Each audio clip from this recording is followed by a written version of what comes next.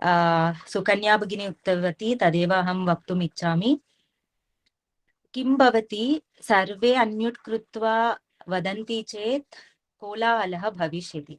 तदर्थमेव यदा अहम् अवसरं दास्यामि प्रश्नं प्रष्टुं वा किमपि वक्तुम् अहम् अवसरं दास्यामि, तदा सर्वे अन्म्यूट् कृत्वा अहं वदामि अहं पृच्छामि इति मा वदन्तु, किन्तु हस्तम् उन्नयन्तु। Lift your hands, that is raise your hands. You have an option called raise hand, so you can use that. अहम् आह्वयिष्यामि, अहं द्रष्टुं शक्नोमि के हस्तम् उन्नीतवन्तः इति अहम् आह्वयिष्यामि।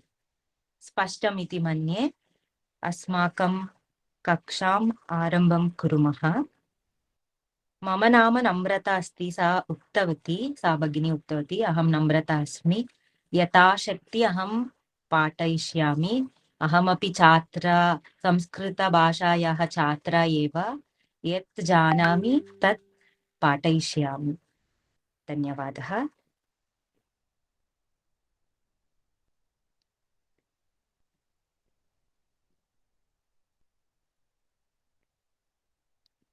स्क्रीन् दृश्यते वा?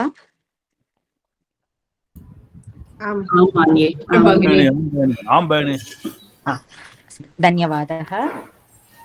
आदौ के सर्वे म्यूट् भवन्तु।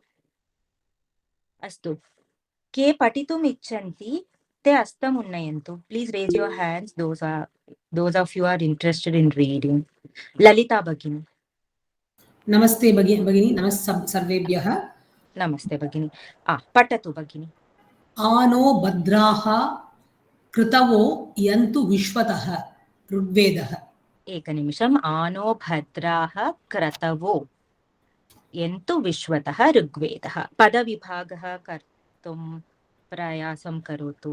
आ नः भद्राः क्रतवः यन्तु विश्वतः। अस्तु। समासाः, क्षम्यतां, सन्धयः सन्ति तत्र किल? आं भगिनी। के ते? नः अधिकं भद्राः विसर्गसन्धि। क्रतवः अधिकं।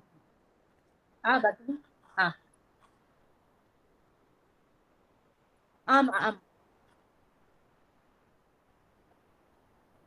नमगे cancel screen cancel. No, I have done it purposefully so that it should not be visible, so that I can know what sandhis you know. एक निमिषं माता एक निमिषं माता।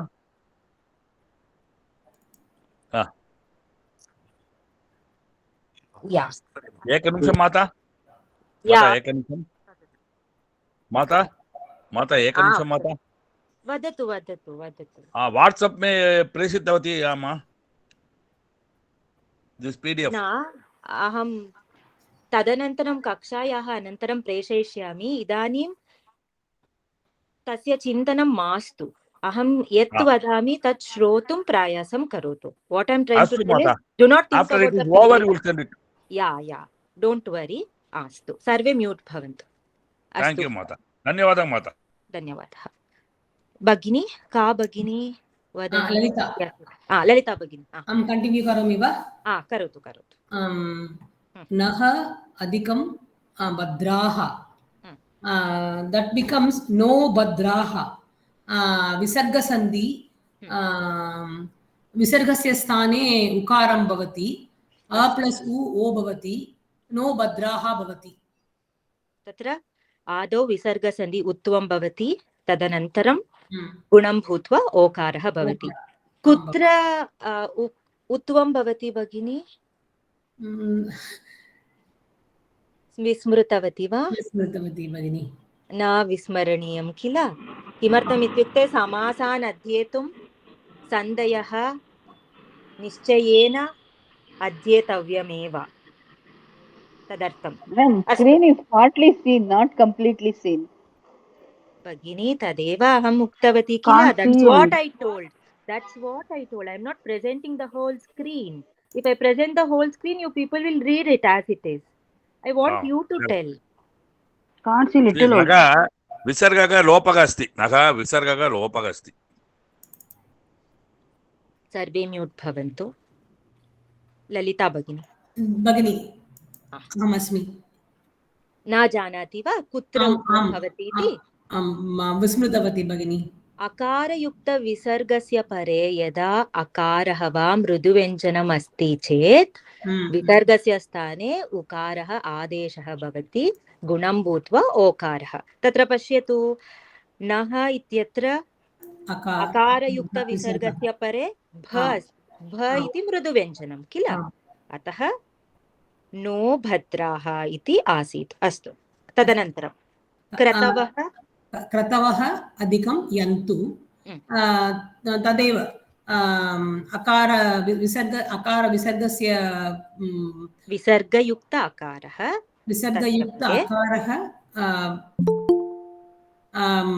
followed by मृदुव्यञ्जनं तस्य परे मृदुव्यञ्जनम् अस्ति अतः उकारम् आगच्छति अनन्तरं गुणं भवति अकारः प्लस् उकारः ओ भवति सो क्रतवो भवति बहु उत्तमं धन्यवादः भगिनी प्लस मध्ये अधिकं योजयन्ति अधिकं न what alternative will tell for plus संस्कृतम् अधिकमेव परे अधिकमेव नः परे योगः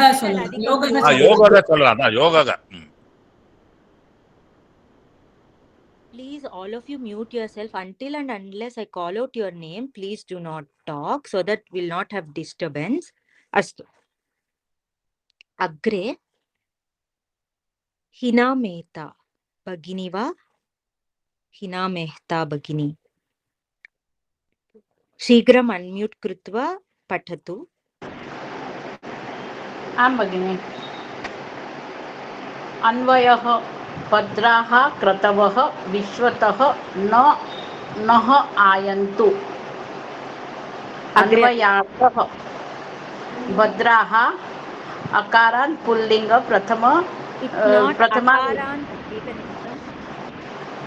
अकारान्तः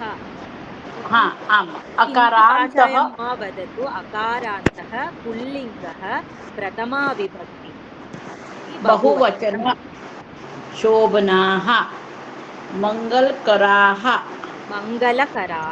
भगिनी म्यूट् भवतु अस्तु ध्वनिः अस्ति अतः सत्यलक्ष्मी भगिनी नमस्ते मान्ये पठतु भगिनी अन्वयार्थः भद्राः अकारान्तपुल्लिङ्गः प्रथमा विभक्ति बहुवचनं शोभनाः मङ्गलकराः क्रतवः उकारान्तपुल्लिङ्गः प्रथमा विभक्ति बहुवचनं विषयाः विचाराः विश्वतः विश्वः प्लस् विश्व प्लस् तसिल् पञ्चम्यर्थे अस्तु विश्व प्लस् तसिल् पञ्चम्यर्थे प्रपञ्चतः नः दकारान्त त्रिलिङ्गः दकारान्त त्रिलिङ्गः द्वितीया विभक्ति बहुवचनम् अस्मान् आयन्तु आ उपसर्गपूर्वकः ई धातुः लोट् परस्मैपदी प्रथमपुरुष बहुवचनम् आगच्छन्तु धन्यवादः तत्र सूक्तेः अन्वयः कः भद्राः क्रतवः विश्वतः नः आयन्तु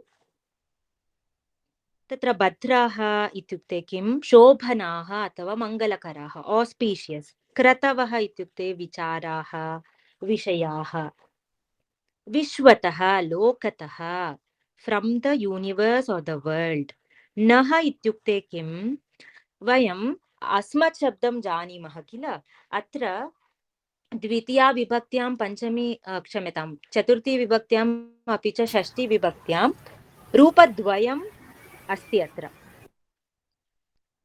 तत्र अस्मान्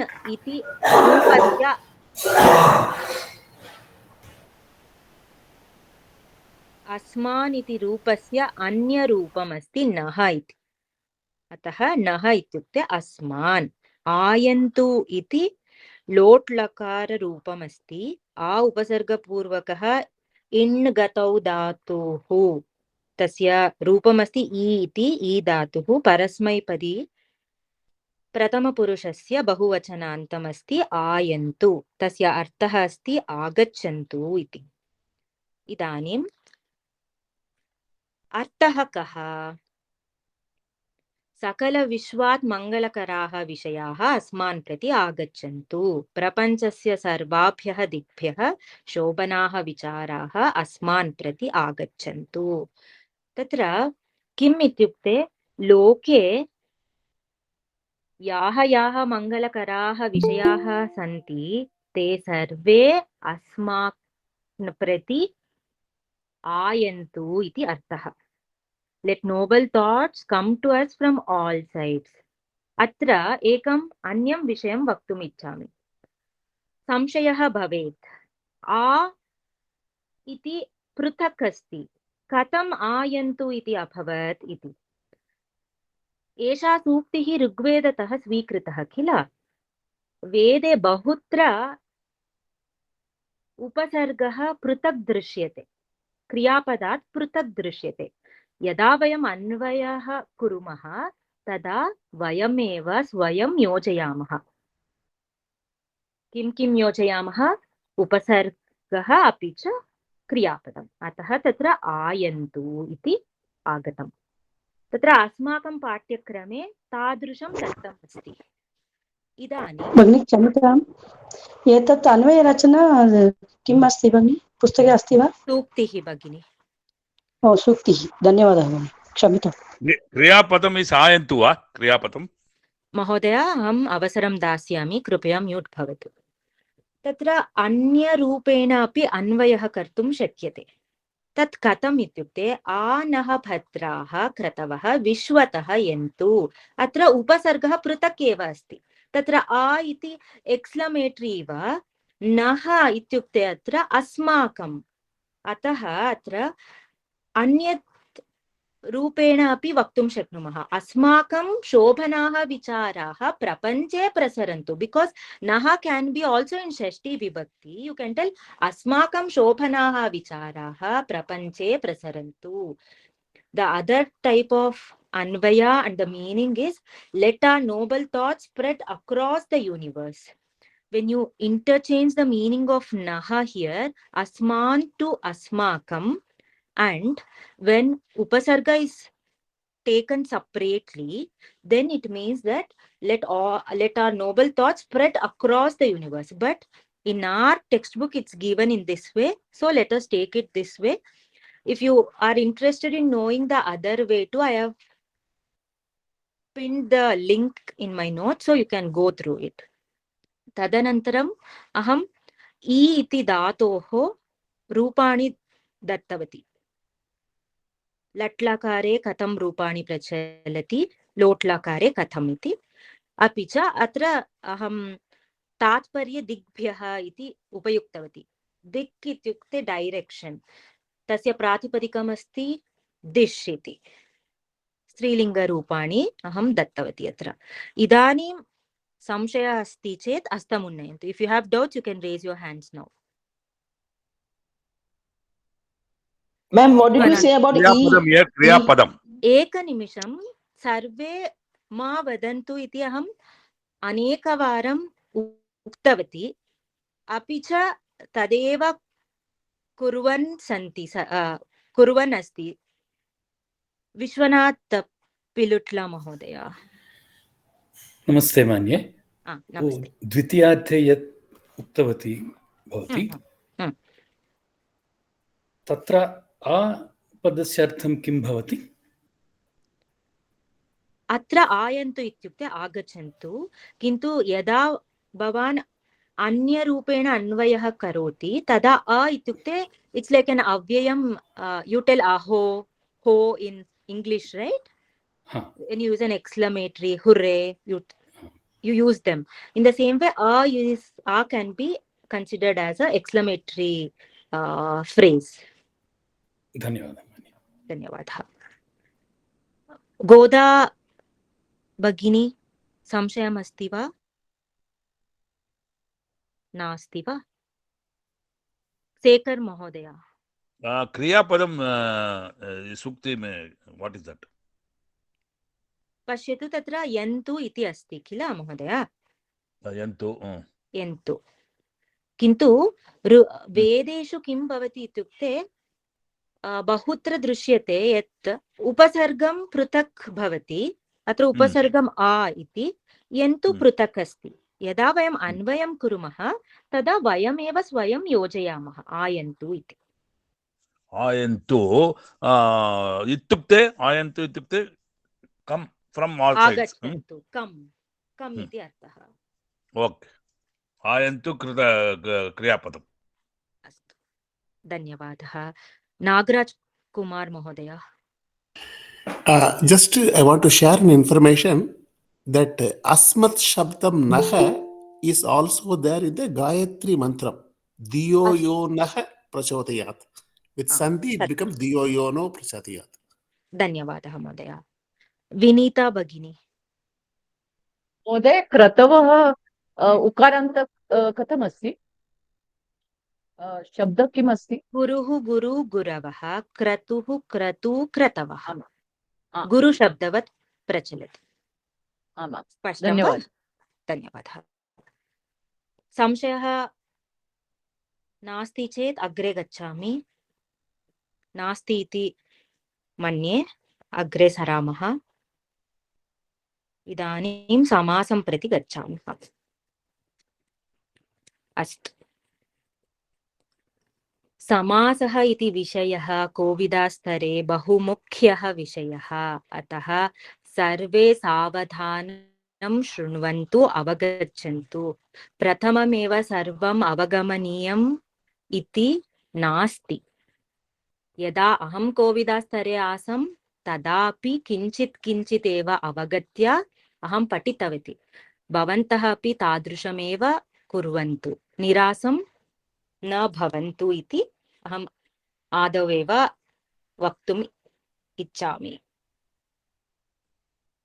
तत्र समासः, समासस्य प्रस्तावः, इंट्रोडक्शन टू समास. आदौ समासः इत्युक्ते किम्? अहं कानिचन पदानि लिखामि.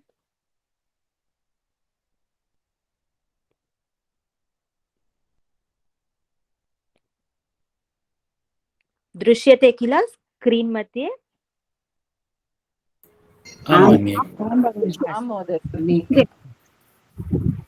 म्यूट् भवन्तु.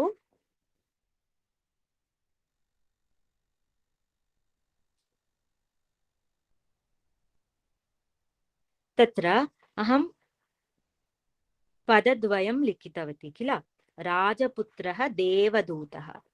अत्र यदा वयं पश्यामः राजपुत्रः देवदत्तः इत्यत्र यत् ज्ञायते तत्र पदद्वयम् अस्ति. एकस्मिन् पदे एव पदद्वयम् अस्ति. तत्तु अवगन्तुं शक्नुमः किल. तत्र तादृशानि पदानि यदा पश्यामः तथा ज्ञायते तत्र समासः अभवत् इति. इदानीं पश्यामः समासः इत्युक्ते कः. अनेकस्य पदस्य एकपदीभवनं समासः. अनेकस्य पदस्य एकपदीभवनं समासः. यदा अनेकानि पदानि सन्ति तानि स्वीकृत्य एकं पदं कुर्मः. तत्र नियमान् आश्रित्य यदा एकमेव पदं कुर्मः सः समासः इति.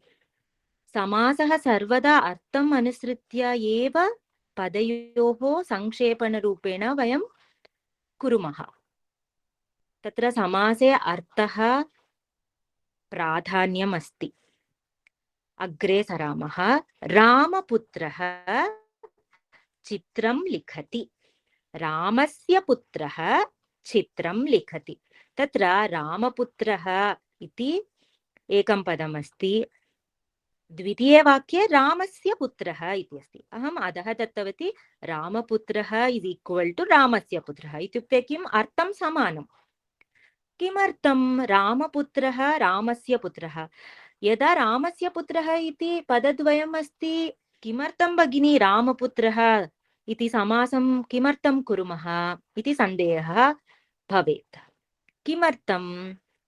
वयं मानवाः सर्वदा लाघवम् इच्छामः किल? We like all things to be short and sweet.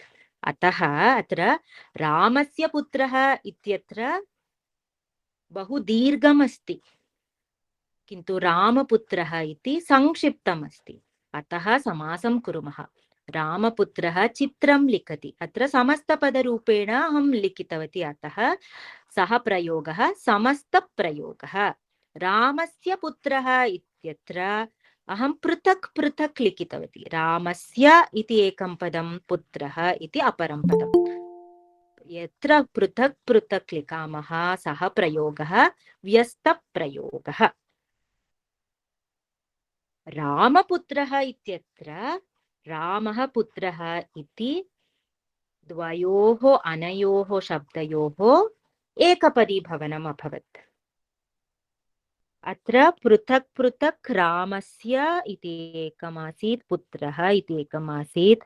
द्वयोः मिलित्वा समासं कृत्वा एकमेव पदम् अभवत्। तदेव अहं दत्तमस्ति अत्र। रामपुत्रः इति यत् पदं लब्धं तत् समस्तपदम्। बहूनां पदानां योजनेन यत् पदम् अन्ते लभ्यते तत् पदम् अस्ति समस्तपदम्। When you combine many words together and you'll get the final compound word which is called samastapadam. Tatra Ramaputrah ityatra Ramah iti purvapadam. Purvapadam ityukte kim? Samase purvatra drishyamanam va shruyamanam padam purvapadam. Samasasya यदा समासं पश्यामः अथवा समस्तपदं पश्यामः, आदौ यत् पदम् अस्ति तत् पदं पूर्वपदम्। पश्यतु, अत्र आदौ राम इत्येव अस्ति। आदौ अस्ति किल, प्रथमं पदम् अस्ति, प्रथमः भागः, अतः तत् पूर्वपदम्। पुत्रः, पुत्रः इति उत्तरत्र श्रूयमाणं पदम्। अन्ते यत् पदम् अस्ति तत् उत्तरपदम्। अग्रे रामस्य पुत्रः इति अस्ति। तस्य नाम अस्ति विग्रहवाक्यम् इति। किं विग्रहवाक्यम्? विग्रहवाक्यम् इत्युक्ते किम्?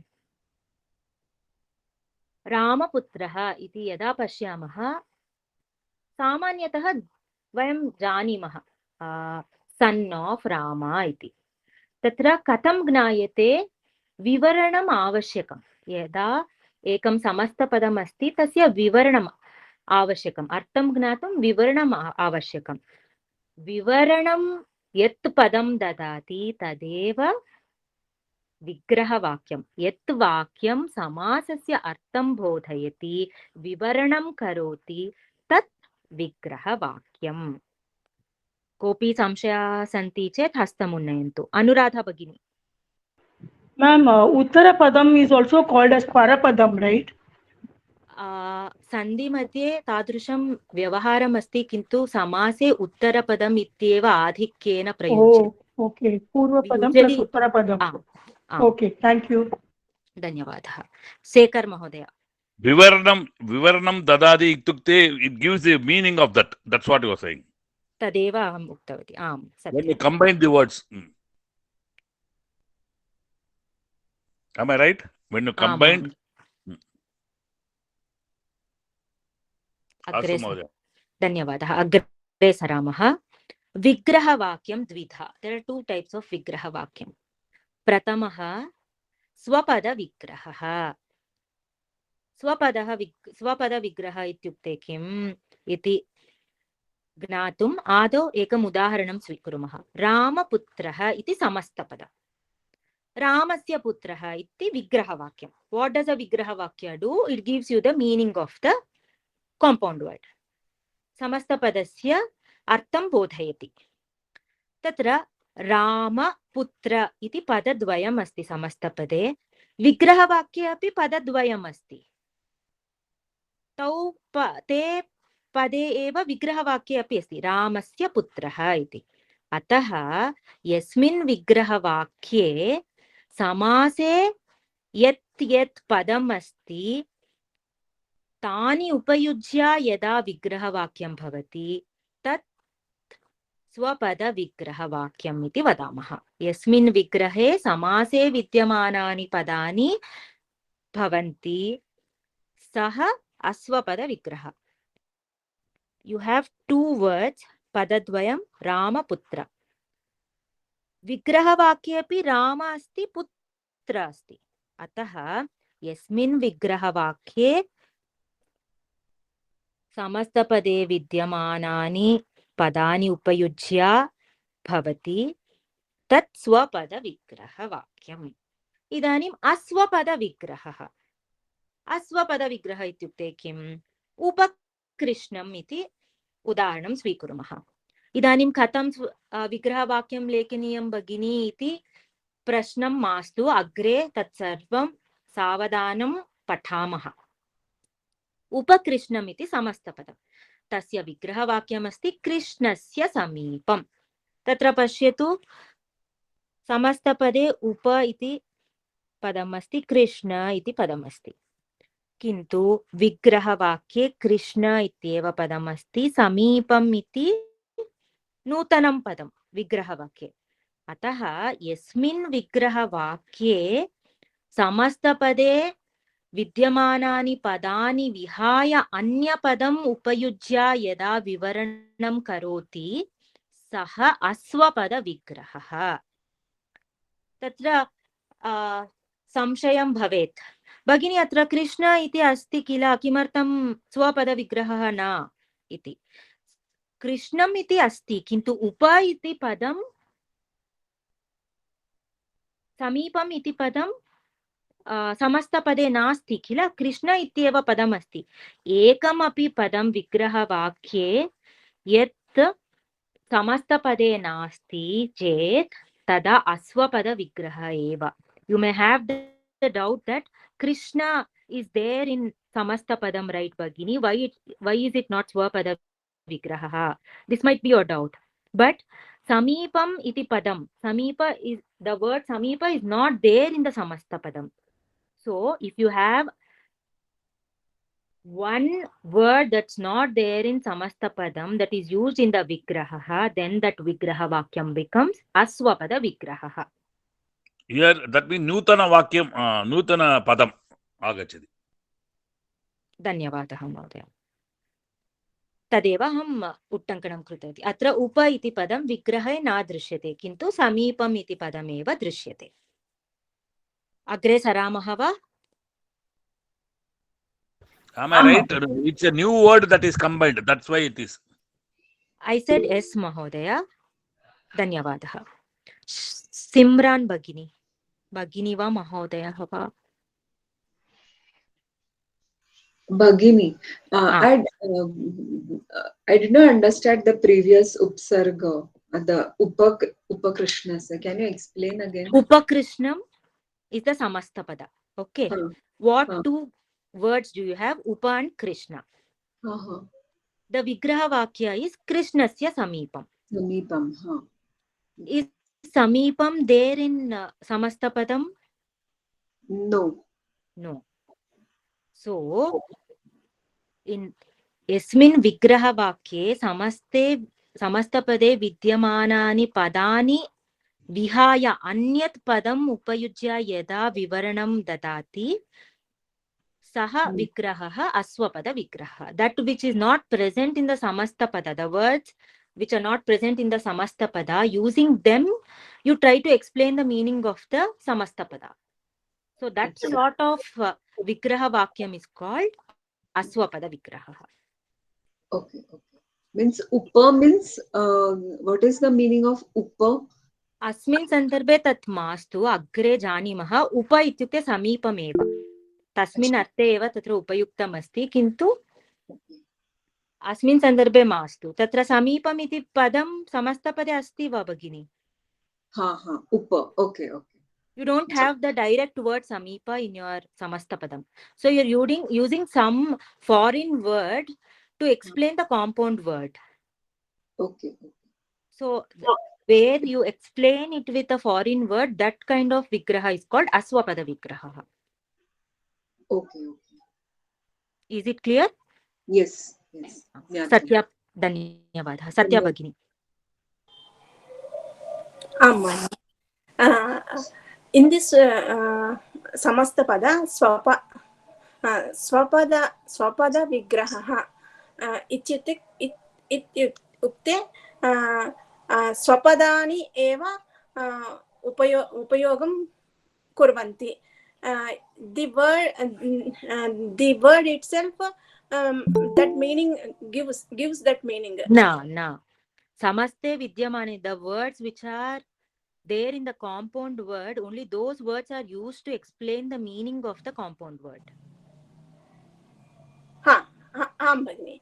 Swapada Vigraha. Bhagini, Bhavatyaha Shanka ka? My doubt is Ashwapada Vigraha. Ashwa matlab anya. Asya. तत्र चिन्तनं मास्तु, तदेव अवगच्छन्तु अस्मिन् सन्दर्भे. किमर्थम् अस्वपदविग्रहः अभवत् इत्युक्ते अन्य समासः अस्ति. न स्वपदविग्रहः अस्वपदविग्रहः इति भवति. अन्य समासः अस्ति, तस्य चिन्तनं मास्तु. दट् इस् आपोजिट् आफ् स्वपदविग्रहः इत्येव अवगच्छन्तु. तदेव वा? धन्यवादः. अग्रे समासस्य विषये ज्ञातव्याः विषयाः केचन सन्ति. सुबन्तानामेव समासः. सुबन्तः इत्युक्ते किम्? यस्य अन्ते सुप्रत्ययः अस्ति सः सुबन्तः. व्याकरणे, संस्कृतव्याकरणे सुप्तिगन्तं पदम् इति सूत्रमस्ति. इत्युक्ते किम्? संस्कृते यत्किमपि पदं स्वीकुर्मः चेत् तद् सुबन्तः अथवा तिगन्तः भवेत्. अन्य किमपि न भवितुम् अर्हति. अव्ययानि अपि सुबन्ताः एव, किन्तु तस्य रूपं सर्वदा समानं भवति. त्रिषु लिङ्गेषु, सप्तविभक्तिषु, नाट् लिङ्गेषु, त्रिषु वचनेषु, त्रिषु लिङ्गेषु, अपि च सप्तविभक्तिषु समानमेव भवति. किन्तु तानि अपि अव्ययानि अपि सुबन्ताः. सुबन्ताः के इति अव्ययानि इत्युक्ते माता अव्ययानि. महोदय, please mute yourself. Do not interrupt in the middle. I have explained what is avyayani. Please do not interrupt. This is third time that you are doing, Mahoday. If you have a doubt, please raise your hand. I'll let you know. अस्तु महोदय, अस्तु क्षम्यतां महोदय. अव्ययानि इत्युक्ते किम्? यस्य रूपं परिवर्तनं न भवति.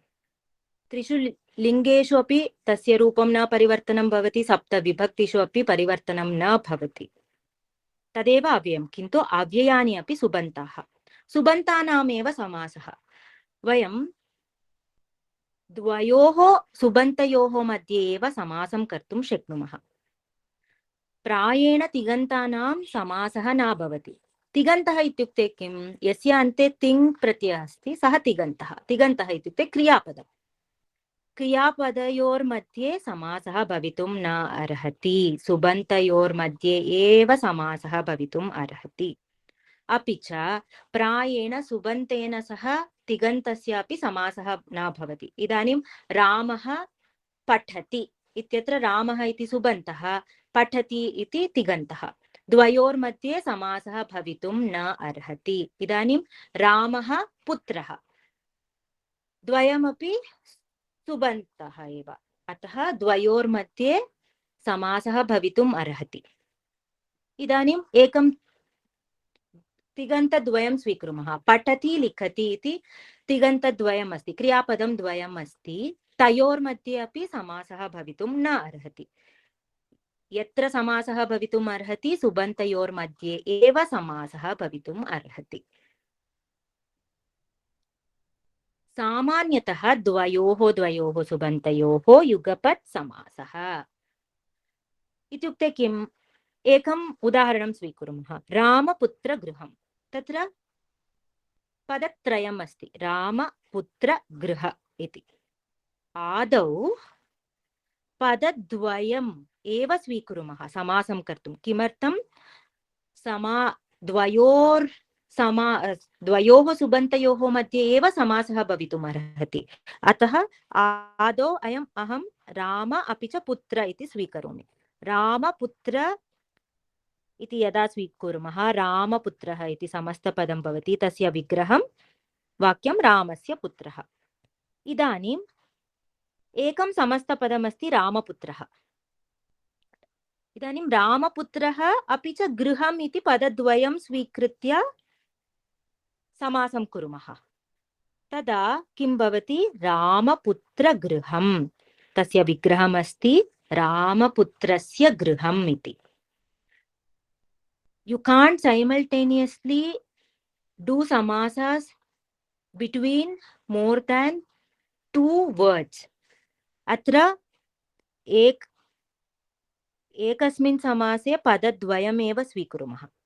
पदद्वयं स्वीकृत्य एकं समस्तपदं भवति रामपुत्रः इति। अतः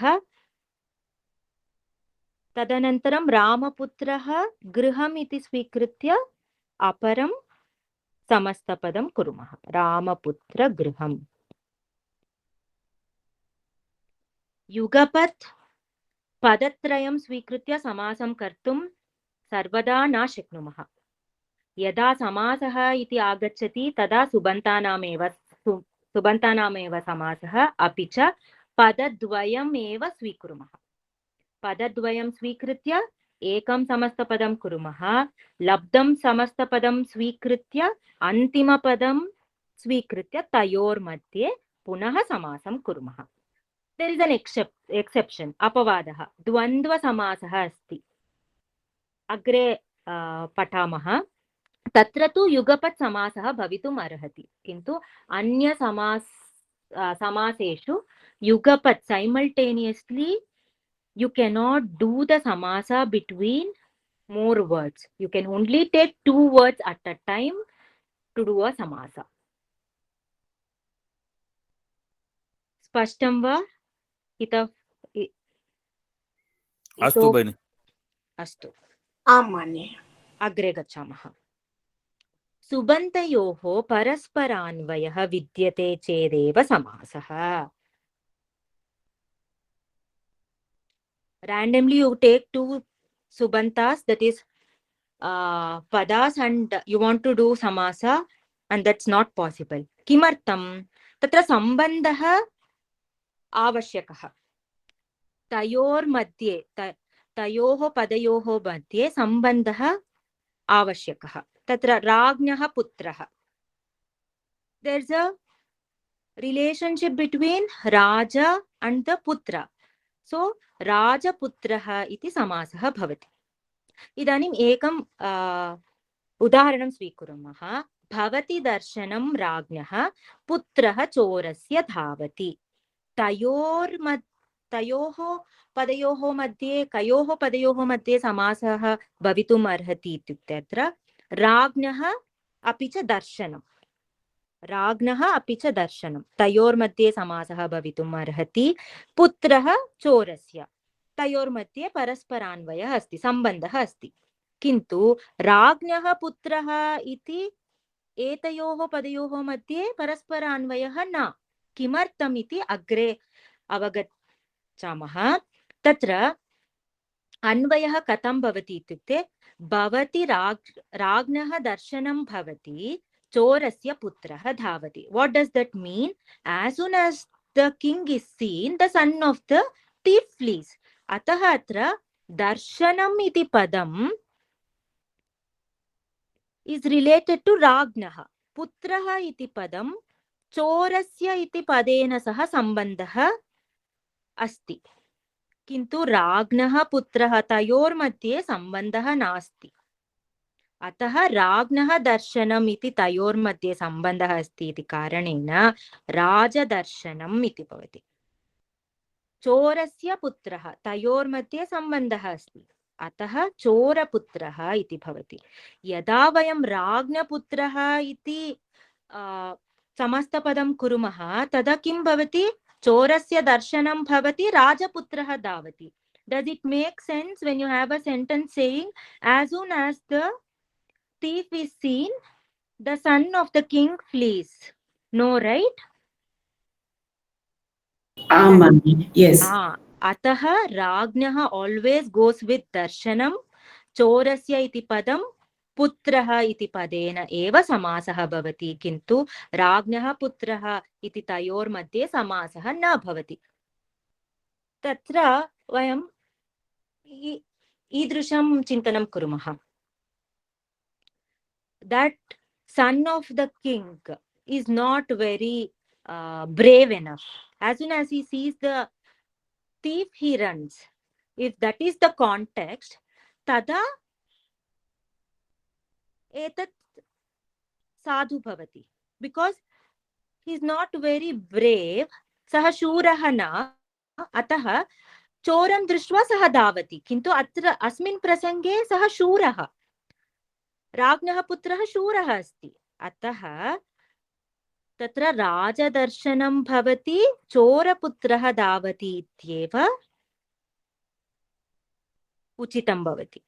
अतः राज्ञः इति पदं दर्शनम् इति पदेन समासं समस्यते, चोर इति पदं पुत्र इति पदेन समस्यते, किन्तु राज्ञपुत्र तयोर्मध्ये समासः न. स्पष्टं वा? शङ्काः सन्ति चेत् हस्तम् उन्नयन्तु. Please raise your hands if you have any doubts. Vishwanath महोदय. One doubt about that word yugapat. What is the meaning? Yugapat. How is it used? If you can just explain. Yugapat is simultaneously. Dvayoho dvayoho subantayoho yugapat samasah. I have taken 2 and 2, and they can be simultaneously have the words getting compounded. Dhanyawad. Nagraj Mahodaya. Yugapat can also be said as samana samaye. Simultaneously. Yeah, samana samaye. And, That also can be used. Yeah, I want to share one small information. Is it okay? What information, Mahodaya? Let it not be out of the topic. Yeah, it's the same topic, relevant to the topic only. The difference between sandhi and samasaha. That will be covered later in this class. Okay, please. Dhanyavadah. Usha Bhagini. Is Yugapat an avyaya? Yugapat is avyaya. If I'm not wrong, it's avyaya. I'll get back to you. Okay, thank you. Astu, agre saramaha. Samase artah pradhanaha. Aham tadeva uktavati kila adau artam anusritya eva samasam karaniyam. Samase artah pradhanaha. Tat katam. Prasangam vignaya eva vigrahavakyam vaktavyam. Knowing the context, only you can do the samastapadam, that is samasa. Tat spashtikartum ekam udaharanam svikritavati atra. Aham cha tvam cha rajendraha lokanatau ubhau api. Bahuvrihiraham rajan shashti tatpurusho bhavan. Tatra aham cha tvam cha rajendraha lokanathau ubhau api. Iti sandhim vibhajya aham uktavati. Bahuvrihihi aham rajan shashti tatpurushaha bhavan. Bahuvrihihi iti ekah samasah, shashti tatpurushaha iti aparah samasah. Ityukte kim iti इदानीं प्रश्नं मास्तु, अग्रे गत्वा वयं सर्वं पठामः। इदानीं यत् वदामि तत् अवगन्तुं प्रयासं करोतु। बहुव्रीहि मध्ये विग्रहवाक्यं भवति लोकः नाथः यस्य सः।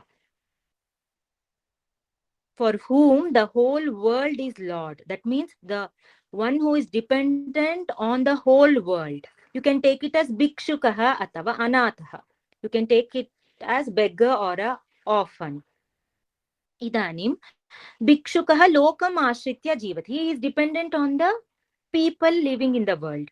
Idanim shashti tatpurushah. Lokasya natah. Lokasya natah. The Lord of the world is Raja, king. Pashyatu atra prasangadvayam asti atra. When it is referred to as for whom the loka, the world is Lord, it means bhikshuka. But when it means the Lord of the world, it means Raja. But you have the same two words, loka and nata. But because of the vigraha vakyam, the sandarbha is changing, the context is changing, and so the vigraha vakya is changing, and hence the meaning of the samasta pada itself is changing. Prasangam ashritya tatra vigraha vakyam bhinnam bhavati. Yada vigraha vakyam bhinnam bhavati, samasta padasya arthameva bhinnam bhavati. Spashtam va? Sandeha santi chet pruchantu. No doubt, teacher. When there are no doubts, there are two possibilities. One is that you have understood everything. The other is you have not understood anything. What should I assume? You have understood everything. Avagatam manye. Avagatam manye. Astu. Dhanyavadha. Uma Bhagini. Avagatam. Yes, Mata. Sarve mute bhavantu. Uma Bhagini, prashnah asti va? Can you repeat once again, madam? No, Bhagini. Nasti, Bhagini. Nasti. Simran Bhagini. Can you explain once again?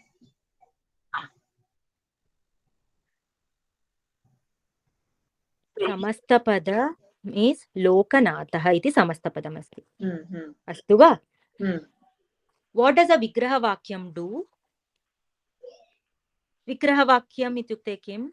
Samastapadasya artham vadati. Kila? When the artha, the vigraha vakyam is one to whom whole world is Lord. That means he is dependent on the whole world. Yes. In this context, it's a beggar or a orphan. Okay. When it is lokasya nataha, the Lord of the world. Who is the Lord of the world? King. You can tell king. Kintu atra vigrahavakyam bhinnam asti. Yada vigrahavakyam bhinnam asti, samastapadasya artham bhinnam bhavati, kila? In the context where you tell he is dependent on the whole world, there you tell Lokanatha. Okay. In other context where you tell the Lord of the world, there also the Samastapada is Lokanatha. Lokanatha. How do you know?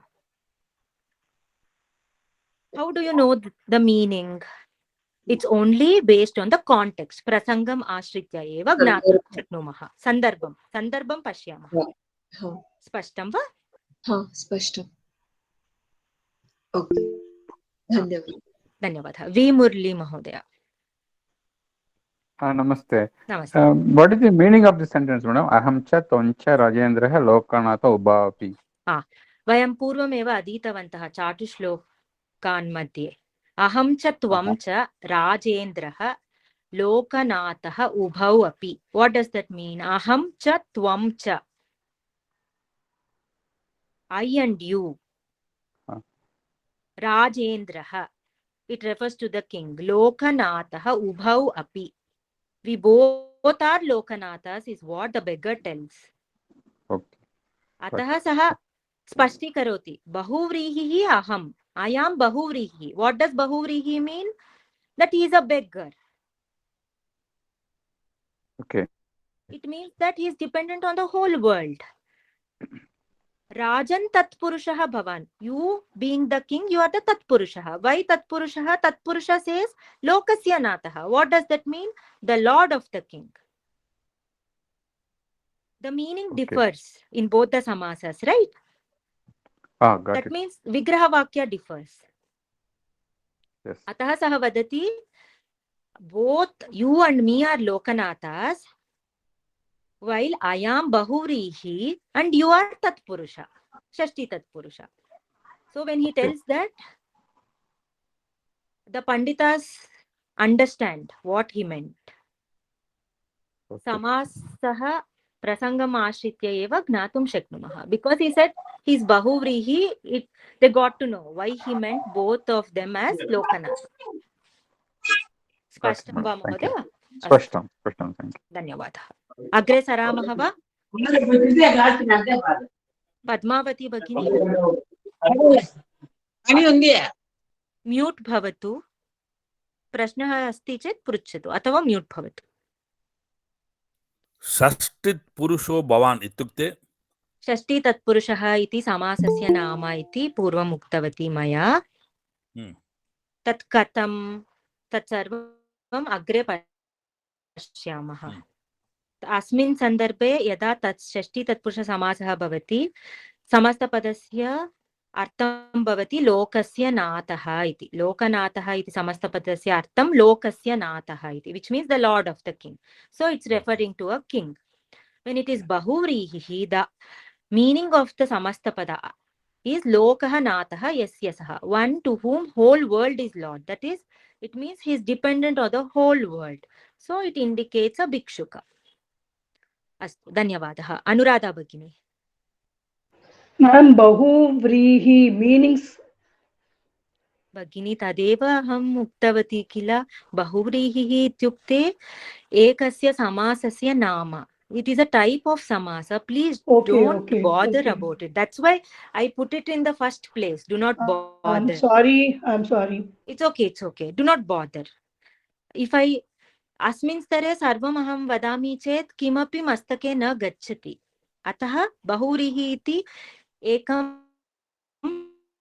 समासः, षष्ठी तत्पुरुषः इति अपरः समासः इत्येव ज्ञायतु. मुरली महोदय, इतोपि किमपि प्रष्टव्यं वा?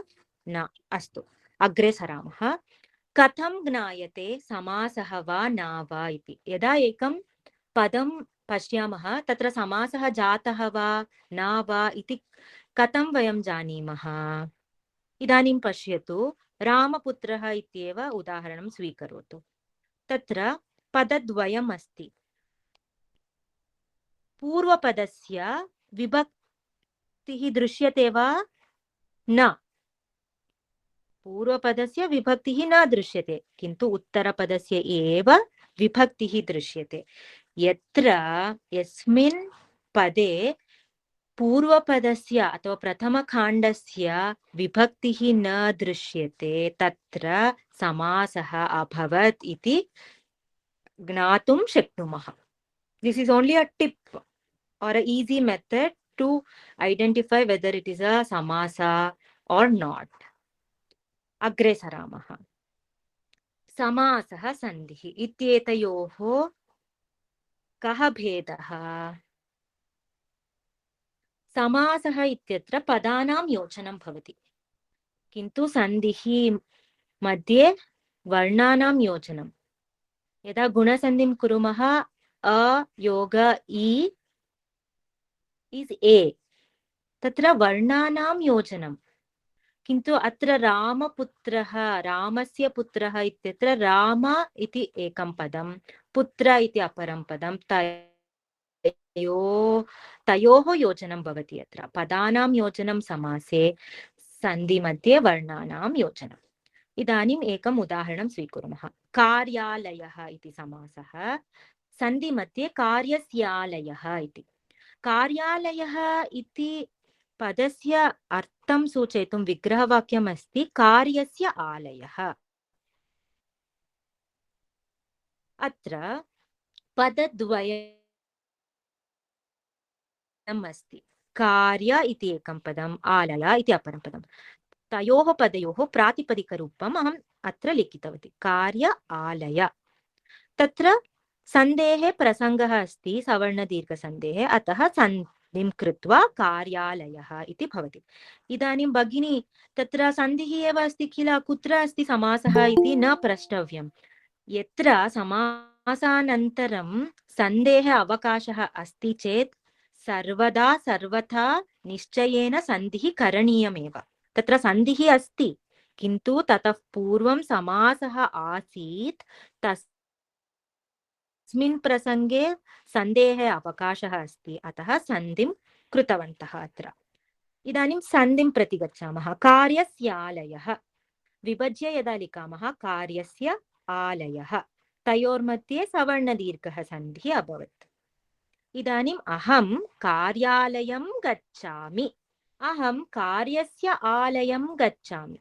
द्वयोः वाक्ययोः अर्थं समानं, किन्तु अत्र समस्तपदम् उपयुज्य वाक्यम् अस्ति, अत्र समस्तपदं नास्ति, किन्तु कार्यस्य इति एकं पदम्, आलयः इति अपरं पदं, तयोर्मध्ये सन्धिः अभवत् and it has become कार्यस्यालयम्. And this is not a compound word.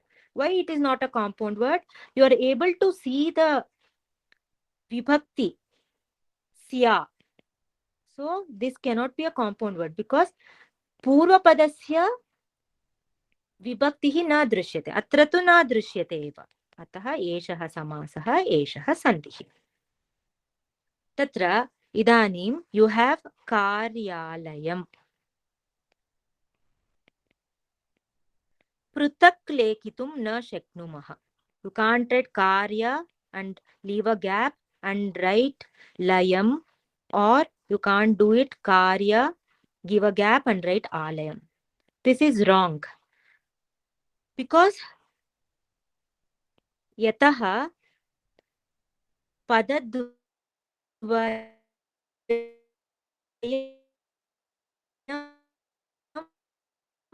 रामः and पुत्रः.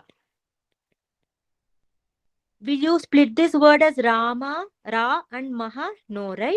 In the same way, you cannot split the Samastapada Ramaputra into Rama separately and Putraha separately. किन्तु सन्धि मध्ये पृथक् लेखनं शक्यते किल, सन्धिः अस्माकं विवक्षा, किन्तु समासे सन्धेः प्रसङ्गः अस्ति चेत् करणीयमेव, किन्तु वाक्ये सन्धिः अस्माकं विवक्षा. If you wish, you can do sandhi in a sentence, otherwise you can leave. But in samasa, it's if you have a condition wherein you can do samasa, it is must that you should do sandhi in a samasa. Now, in a sentence, karyasya alayam, you can write it this way, splitting it, or you can write it karyasya alayam also. But you cannot split a samastapadam because it itself is a word which has two words, right? But that itself, that samastapada itself is a single entity which cannot be splitted. Tatra samase kramaha nischitaha. You have karyalayah. You cannot interchange purvapada and uttarapada. You cannot write alaya karyaha. This is wrong.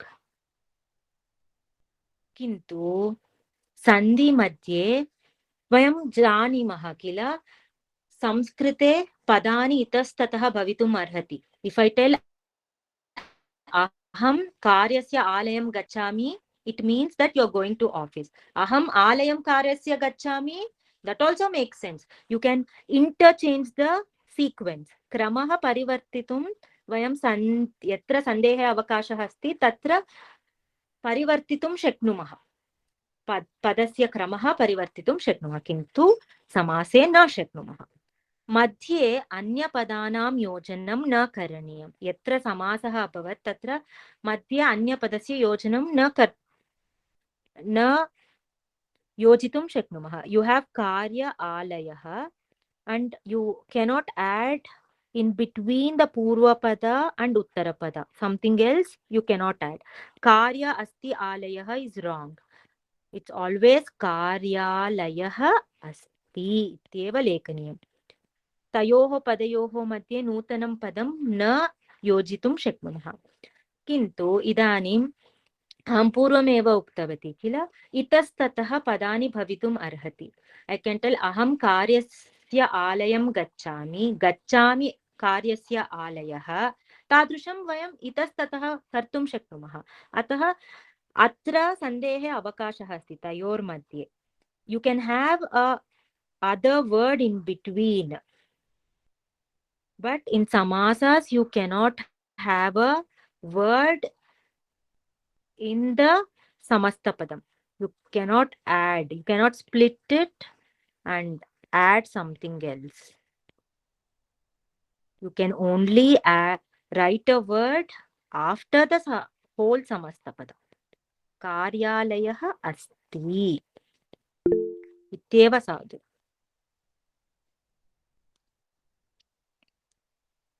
Astu. Pramod Mahodaya. Namaste.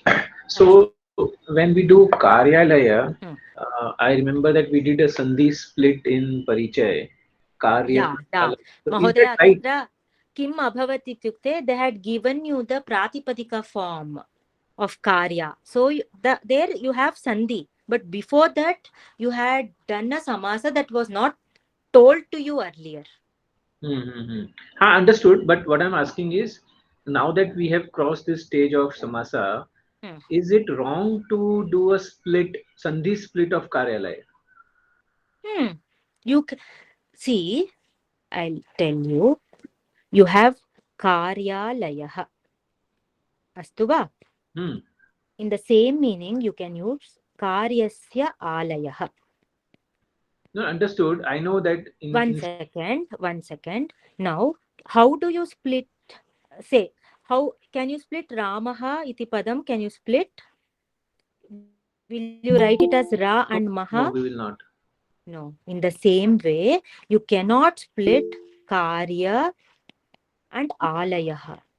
You can just write it as Karyasya Alayah. You can give its meaning as Karyasya Alayah. That's what I thought. Yeah, that's what I thought. So hence I'm saying that if in a technical sense, in the grammar sense, if somebody is trying to split Karyalaya as Karya plus Alaya, that seems to be wrong. Yeah. We can write it as Karyasya Alaya, but technically it cannot be split into Karya plus Alaya. That's what I wanted to ask. There you can split only the Sandhi and not Samasa. Please try to understand. There's a saying that you cannot ask a question whether you have, when Samasa is done and you do a Sandhi, you can't ask whether this is Samasa or Sandhi. Both have happened.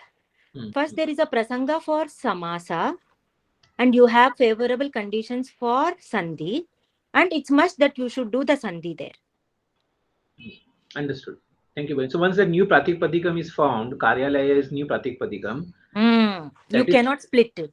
Then you cannot split. So it's wrong to split from that point of view. Yeah. All right. Thank you, Bhagini. Lalita Bhagini. Bhagini, namaste. Bhavati Purvam Uktavati Kalu, difference, how to differentiate between Samasta Padam and the normal Padam. Can you repeat that, please? Pashyatu atra Ramaputraha iti Samastapadam. Astu va? Katam gnayate etat Samastapadam iti. Pashyatu yada vayam Ramaputraha iti padam pashyamha gnayate yet padadvayam asti iti bhavati gnatavati va? Rama iti ekam padam asti, Putra iti aparam padam asti. Rama iti purva padam. Kila? Putra iti uttara padam. My question is, can you see the vibhakti of the Purva Padam? Ramasya Putraha. No. Please watch only this word. This is the compound word. Can you see the vibhakti of Rama? No, it is understood, but it is not seen. No, I am not telling what you you understood? What are you seeing? Only Ramaputra. Ramasya Putraha is the meaning of the Samastapada. Am. I'm not interested in the meaning. Okay. As soon as you see the Samastapada, you get to know the Purva Padas Vibhakti is not seen. Am. Only the Uttara Padas Vibhakti is seen. This Karyasya Alayah. I write it as Karyasya Alayah. Here, can it be named as Samastapadam? No. Why? You are able to see the Purva Padas Vibhakti, right? Yes. That's how you differentiate. Okay, Bhagini. धन्यवादः भगिनी इदानीम् अवगतम् स्पष्टम् इति मन्ये आम् भगिनी इदानीम् अवगतम् धन्यवादः भगिनी Bhagini, one thing I want to ask, Granthalaya and Chikitsalaya, they will also go in same way, Karyalaya? Yeah. Okay, thank you. उत्तमं धन्यवादः स्पष्टम् इति मन्ये अग्रे सरामः अस्तु सः इदानीम् एकनिमिषम् लेट् मी एरेस् समस्तपदानां निर्माणं कथं कुर्मः This is the basic stage. So let us follow some basic rules. Sopanani avagatya vayam samastapadasya nirmanam kurumah. Saha karyasya alayam gatavan iti asti.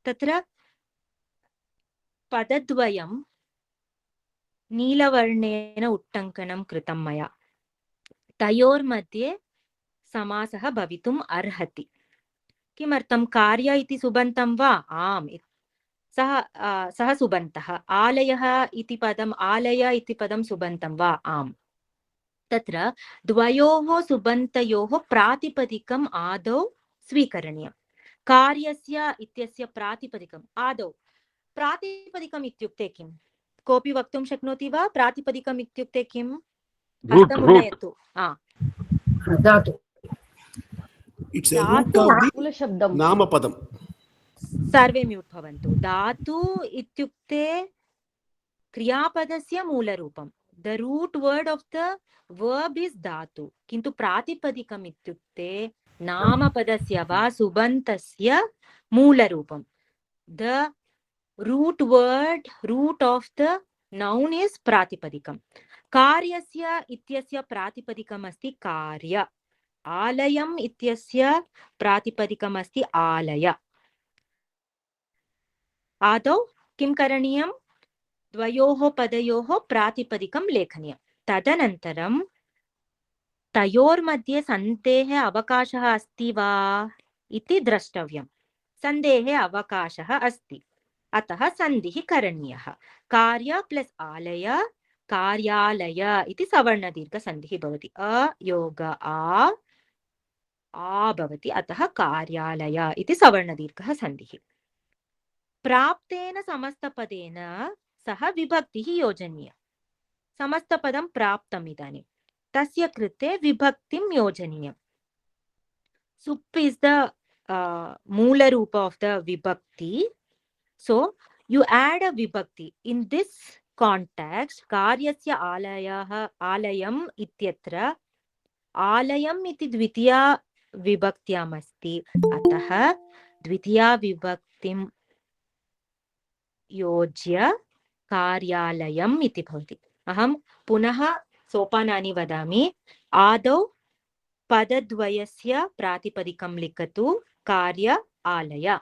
तयोर्मध्ये सन्देहे अवकाशः अस्ति वा इति पश्यतु अस्ति चेत् सन्धिं करोतु नास्ति चेत् तदेव तथा एव लिखतु यत् पदं लभ्यते तेन सह विभक्तिं योजयतु. Here the vibhakti intended is dvitiya vibhakti and so we have added a dvitiya vibhakti and it becomes karyalayam. So first take the root of both the nouns, then see if there is a favoring condition for the sandhi to happen. If yes, do the sandhi. If not, write it as it is. And you would have got the pratipadika form of the noun. So you have to add a vibhakti. What vibhakti you should add is got to know from the sentence. Here it intends to have dvitiya vibhakti, and so you add a dvitiya vibhakti and it becomes karyalayam. Vishwanath Mahodaya. When we join two words from two different lingas, the resultant padam will always take the linga of the uttara padam. As of now, keep it that way. Yeah, it will take the linga of the uttara padam. Oh, you're saying as of now, that means later on, in case some changes there, you will tell us at that time. Yeah. Now let us not go into very deep. Now, as Mahodaya said, uttara padam ashritya lingam bhavati samasta padasya. Bahu uttama. Dhanyawad. Anuradha Bhagini. It means we have to solve the sandhi also in Samasa. Told you, right? Okay. When you are doing No, Samasa, I just wanted to know whether sandhi plus vibhakti we have to find out in Samasa. It's not finding out, Bhagini. This is the way when you have two separate words. How do you do Samasa is what I told. No, but I am asking in exam point of view whether we have to do it sandhi plus this thing. परीक्षायाः चिन्तनं मास्तु Okay. एषः प्रथमः दिनः किल प्रथमं दिनं किमर्थं परीक्षायाः चिन्तनं करोति आदौ विषयस्य अवगमनस्य कृते प्राधान्यं ददातु इति मम प्रार्थना मृदुला भगिनी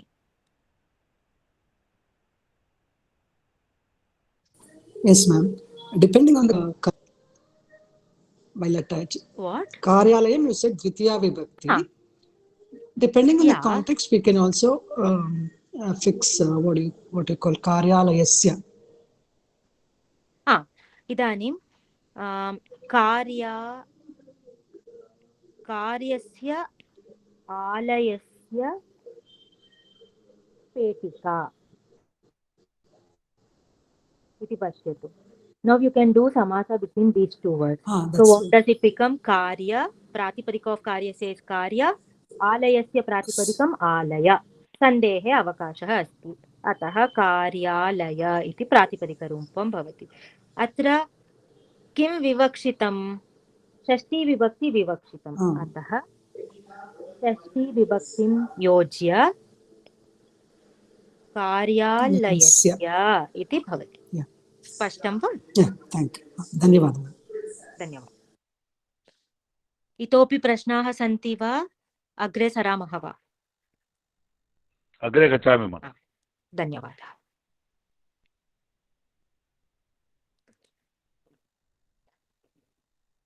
पठितुं कोऽपि इच्छति चेत् हस्तम् उन्नयन्तु. If any one of you loves reading, can raise your hand. Satya Bhagini. देशस्य सेवा. Satya Bhagini. भवती पठतु. जनानाम् ईश्वरः दिलीपः नन्दिन्या साकं वनम् अगच्छत्. What is the meaning of the sentence? अर्थः कः? वाक्यस्य अर्थः कः? जनानाम् ईश्वरः दिलीपः. जनानां the lord of the lord of जनाः जनानां lord दिलीपः महाराजः. दिलीप महाराजः. दिलीपः महाराजः. नन्दिन्या साकं with along with Nandini goes went to वनं went to the forest. Okay. इदानीम् अहं नीलवर्णेन यत् उट्टङ्कनं कृतवती तयोर्मध्ये समासः भवति. इदानीं प्रातिपदिकं स्वीकरोतु. जनानां प्रातिपदिकं किं? बहुवचनं जन. अहं भवती यत् वदति तद् लिखन्ति अस्मि. ईश्वरः इत्यत्र प्रातिपदिकं किम्? ईश्वरः ईश्वर. ईश्वर. तयोर्मध्ये सन्धेः अवकाशः अस्ति वा? Is there a possibility of sandhi here? Sandhi, no, because No. Yoga E अस्ति. कः सन्धिः भवितुमर्हति? जनानाम् जना प्लस् ईश्वरः जनेश्वरः जनेश्वर इति भवति. गुणसन्धि जनेश्वर. इदानीं कः विभक्तिः विवक्षितः? What vibhakti is intended here? प्रथमा विभक्ति.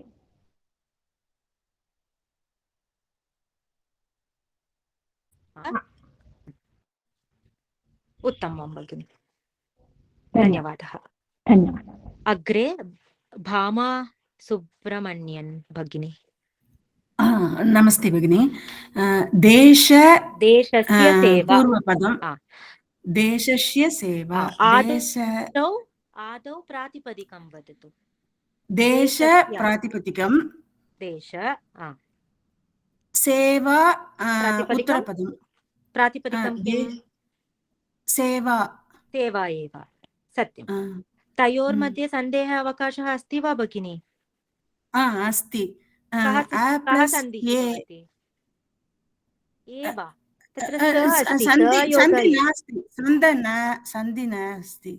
सन्धि नास्ति, अतः देशसेवा इति भवति.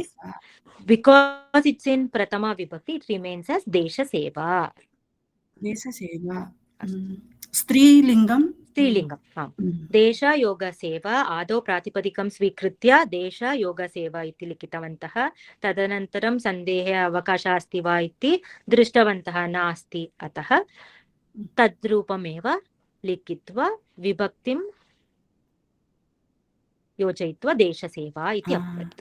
अस्तु, धन्यवादः. विश्वनाथ महोदय. धन्यवादः. विश्वनाथ महोदय. It's not for this. The previous slide, आलयस्य कार्यः कार्यस्य आलयस्य पेटिका इति लिखितवती. पेटिका.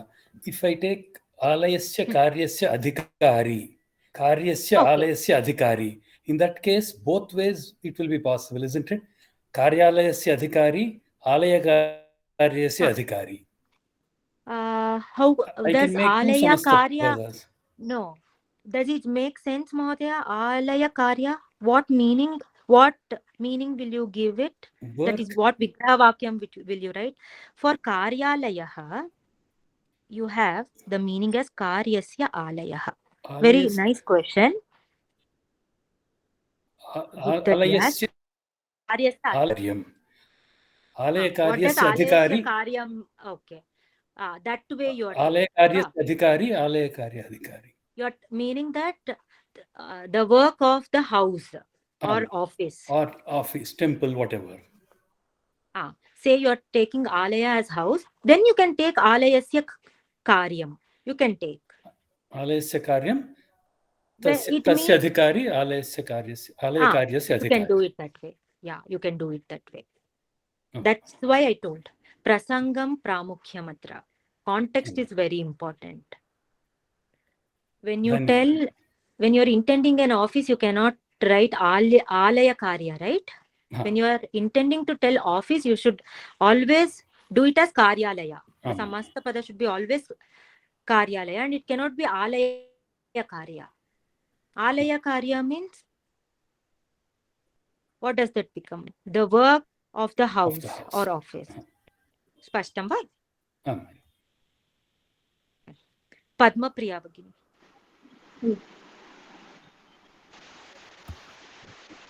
भवती पूर्वस्मिन् स्तरे आसीत् किल? अहम् आगतवती भगिनी, परन्तु अहं परीक्षां न लिखितवती. अस्तु अस्तु. विष्णोः भक्तः. विष्णु इति प्रातिपदिकं, भक्त इति प्रातिपदिकं. द्वयोर्मध्ये सन्धेः अवकाशः अस्ति वा भगिनी? नास्ति. अतः विष्णु भक्त इति भवति. तदनन्तरं प्रथमा विभक्त्याः विवक्षा अस्ति, अतः विष्णुभक्तः इति भवति. धन्यवादः. इदानीं टैप्स् आफ् समासः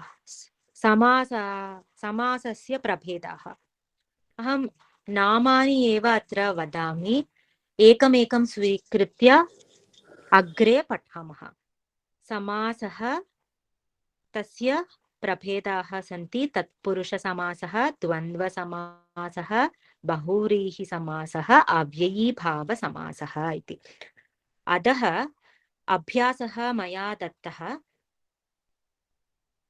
तानि सर्वाणि अपि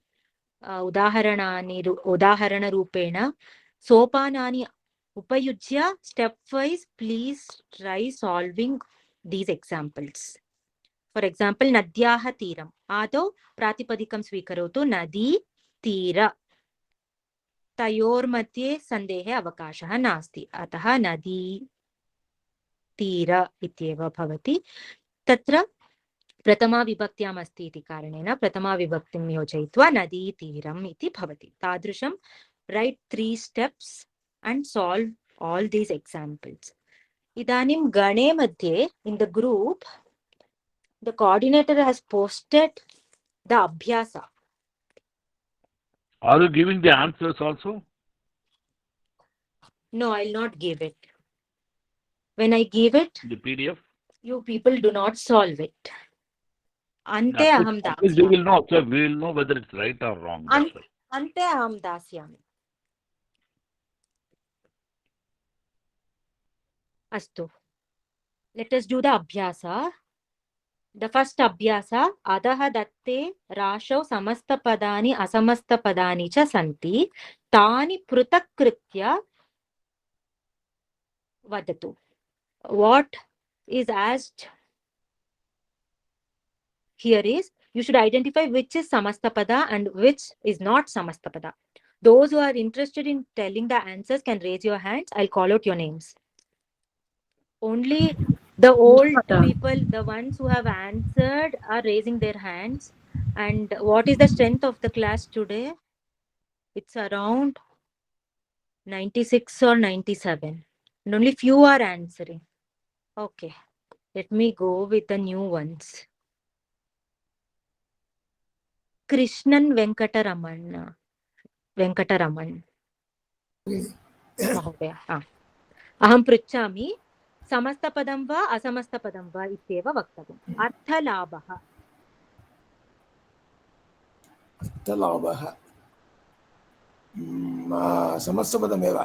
समस्तपदमेव किमर्थं पूर्वपदस्य विभक्ति न दृश्यते अत्र अपरमपि वदतु उद्योगः न समस्तपदम् असमस्तपदम् It's not na samastapadam, it is asamastapadam. Anyatapi. Varanveshanam. Varanveshanam. Samastapadam. Bahuttamam. Dhanyavadah. Rajani Bagini. Pitrubhaktihi.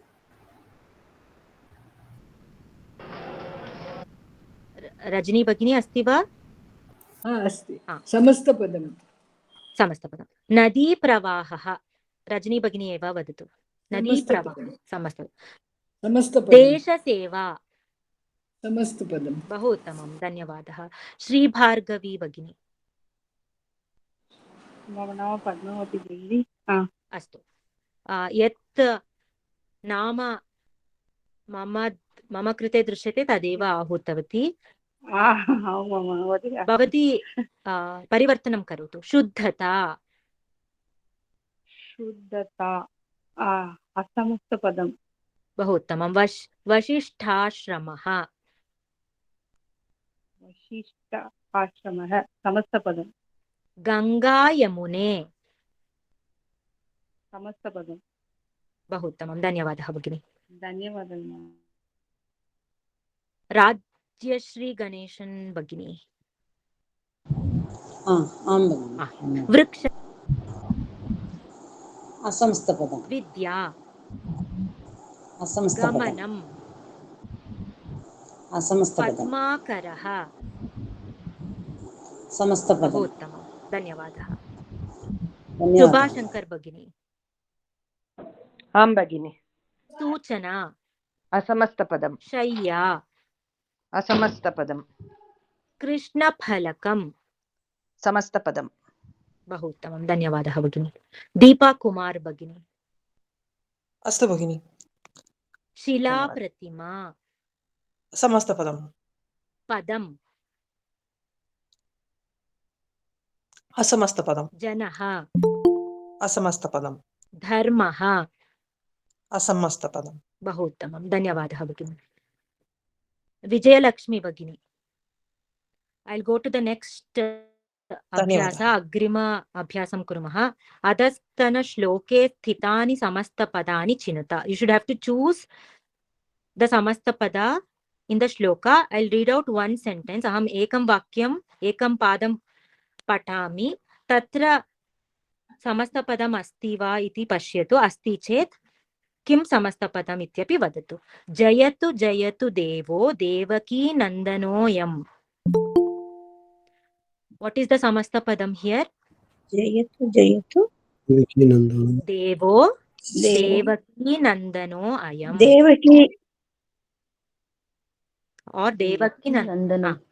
Devaki Nandana Samastapadam. Agre api vadatu Jayatu Jayatu Krishno Vrishni Vamsha Pradipaha. I'll repeat the sentence.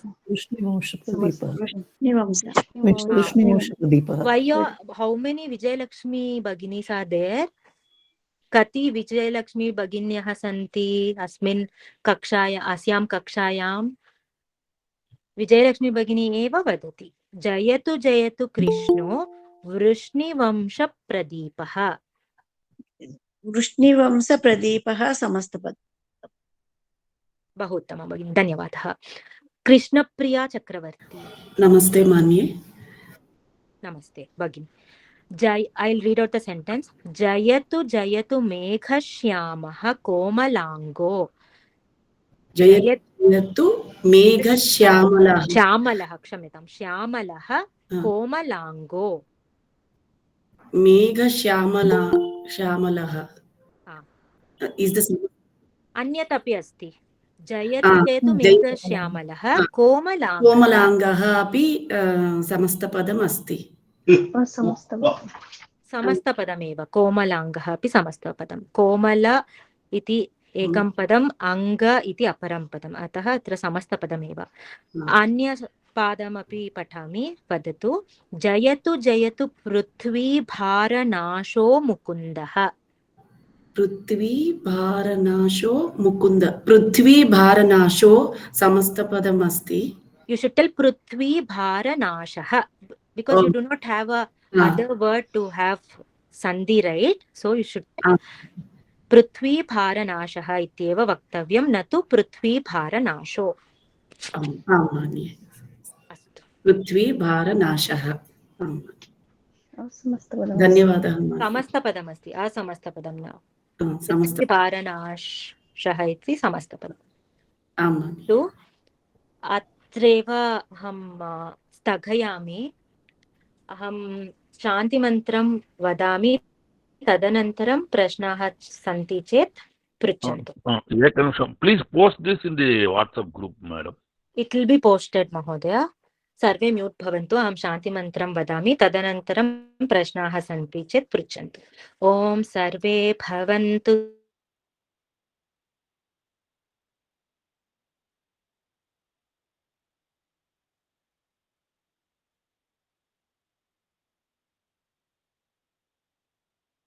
सुखिनः सर्वे सन्तु गुरुभ्यो नमः प्रश्नाः सन्ति चेत् पृच्छन्तु इदानीम् somewhere you said ma'am that sandhi avkash bhavati va na va just explain the concept again sandhi avkasha means what see here karya and alaya you have a possibility of sandhi, right? You have conditions that are favoring sandhi because you have a in the end of the purvapada and a in the start of the uttarapada. Right. Can you do any sandhi here? Yeah, we can do the Savarna dirgha sandhi. So you have done it here. Now let us go to the next thing. देशसेवा इत्यत्र पूर्वपदस्य अन्तिमवर्णः अ, उत्तरपदस्य प्रथमः वर्णः स. तयोर्मध्ये सन्धिः भवितुम् अर्हति वा? No, not possible. So you write it that way. So you have to check whether it can happen. If it can happen, it is compulsory 100% you should do the sandhi. That's what I meant. When doing samasa, if there is a possibility of sandhi happening there, if there are favorable conditions for sandhi to happen, it's must that you should do the sandhi there. Acha, avkashah vidyate means that sandhi is possible. Yeah. Okay, all right. Thank you. Class was interesting, Mata. Mama Bahu Santoshen Asti. Mata iti ma afvayatu. Ma'am, can I ask something? Puthri ityeva afvayatu. Aham lagu mahila eva. Atah पुत्री इत्येव आह्वयतु, माता इति मास्तु. बहु उत्तमं भगिनी. Ma'am, can I ask something? Will it be posted today, madam? Bhagini? It will be posted. Hello, ma'am. Yeah, don't. One second. Let me speak. It will be posted. Do not worry. I'll post it in the WhatsApp group, and also it will be uploaded to the drive by the coordinator. Okay. Not to worry. Dhanyawad. Just for my preparation only. Ma'am, one doubt is there. Yeah, Bhagini. Just now you said that if there is a possibility of doing the sandhi, you can do the sandhi, right? You cannot. You should. There is a but when you can and you should. Correct. So when we are identifying a samasta padam, then you said that there should not be any sandhi in between, no? Who said in the there end should not be sandhi? I never told there should not be sandhi. I told in the end there not... Yeah, you can speak. Yeah. That is but that is what I was wondering. When it is a samasta padam, how do you identify it? Okay. I will rephrase my question. Yeah. I'll just rephrase my question. You can tell it fully, and I will not talk for some time. No, one second. I'm saying that when we samasta padam, that time there should how do you identify that it's a samasta padam when there is no sandhi in between the first and the second one, the purva padam and the uttar padam? There is no sandhi in between them. I am wondering who told there is no sandhi. I never told it. I think you can go check the recordings. I just told. No. Okay. No. I just told how to identify a samasta pada. You will not find a vibhakti in the purva pada. I never told sandhi will not happen in samasa. I told you cannot ask here whether a sandhi has taken place or samasa has taken place. Where there is samasa and there is a possibility of sandhi, they have to take whether there is samasa or sandhi. No, there are both samasa and sandhi are there. Okay. Karyalaya samastapada. First there is possibility of samasa. That is the samasa. Because there is a samastapada, there is a samasa happening there. In samasa procedure, in the process of doing samasa, you have a favorable condition for sandhi. And it is must. It is must and should that you should do sandhi in a samasa. It's not compulsory that you do a sandhi in a sentence. Like karyasya alayah asti. Karyasya alayah asti you can write, or you can do a savarna dirgha sandhi there. And it is left to you. It's at your discretion. But in samasa it's not at your discretion. It's a rule saying that you should do the sandhi there. Okay. If there is a possibility of sandhi in samasa, it's compulsory that you should do. It's not left to you whether to do or not. Hopefully, I am helpful in clearing your doubt. Yes, we'll go ahead and then I'll surely know. Yeah. Thank you, ma'am.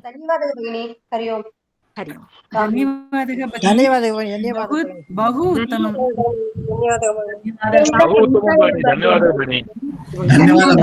Thank you so much. Excellent teaching. Absolutely excellent teaching. धन्यवादः शुभरात्रि भगिनी धन्यवादः शुभरात्रि संशयः किं धन्यवाद पृच्छतु Bhagini, Uttarapadam has to see the do the vibhakti. 1 minute. Uttarapadam has to do the vibhakti. Uttarapadam. Uttarapadam we have to select the vibhakti. Seeing the Uttarapadam, select the vibhakti. Yeah, right. Oh, धन्यवादः. Annada Bhagini, Rajini Bhagini va kopi महोदये नागप्रभा अहं नागप्रभा अस्मि एकं सन्देहं भगिनि